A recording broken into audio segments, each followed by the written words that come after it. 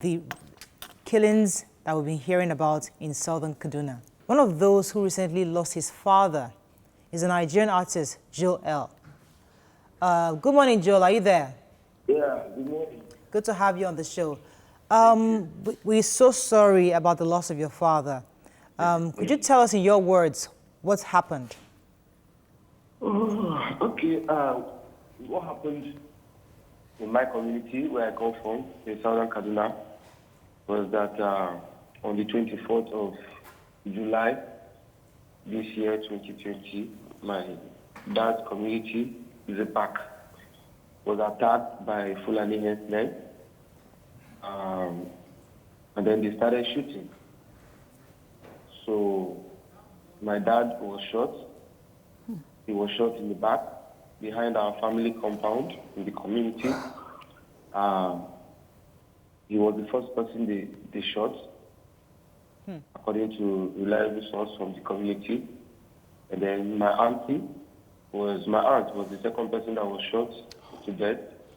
And then my uncle was also killed. And then other 9, lives in the community. Right. Joe, was there a history of altercation between your community and these herdsmen? Some said it's an issue of land. Some said there was a time when, there was a conflict or dispute between the Fulani community and the Southern Kaduna community. So I think that time it was still a mutual defensive game. What do I mean by that? The Fulani were still able to, there was a conflict, but then there was no sophisticated weapons in the hands of the Fulani henchmen. So I think that at that time, the Southern Kaduna communities were able to fight back and I think defeated or won the battle.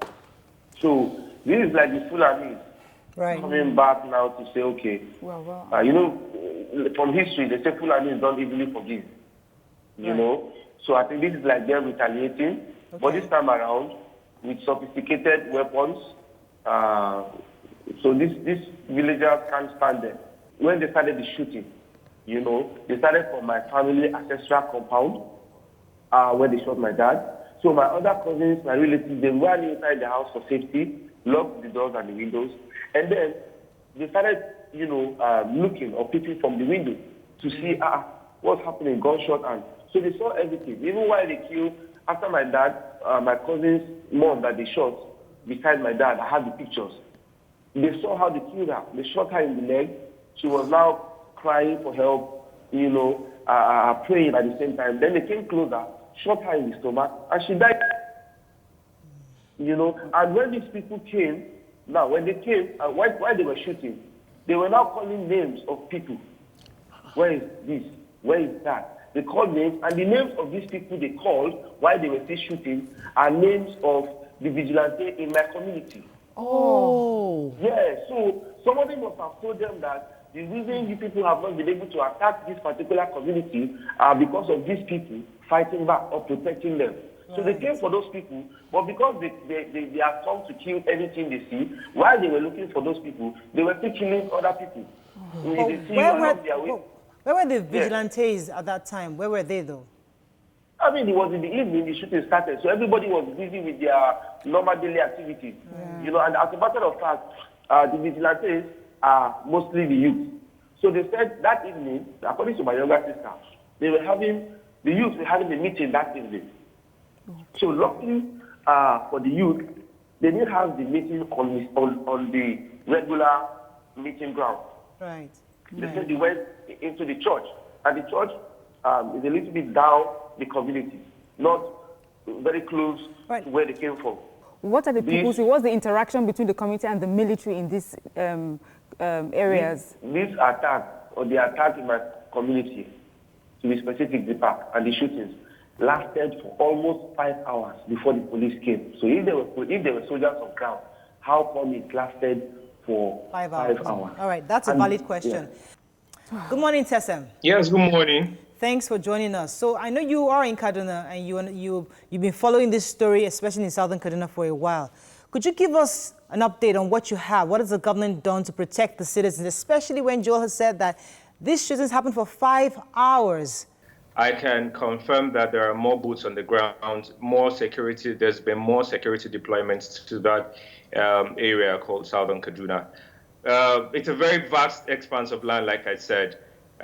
When it happens, usually it has to, there has to be signal and all of that. So many times, basically the people will have to, get their acts together.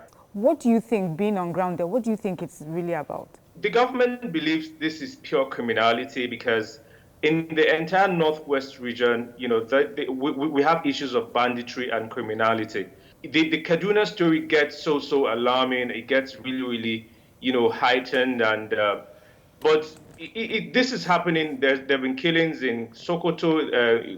There've been killings in Zamfara. There've also been killings in Katsina. What is the government doing to unite them and maybe redefine each person's allocated portion? He believes that the more we gather together, the more development we have. And RFI has been really, drawing inspiration from governments like China, even in Kano nearby here as a state, and Lagos. He believes that the more we live together as a people, the more even the economy would boom. So it wants the people, irrespective of tribe, religion, and all those indices, to live together as a people, be peaceful, be embrace each other irrespective of its religious or tribal differences. This has been the promotion by the government.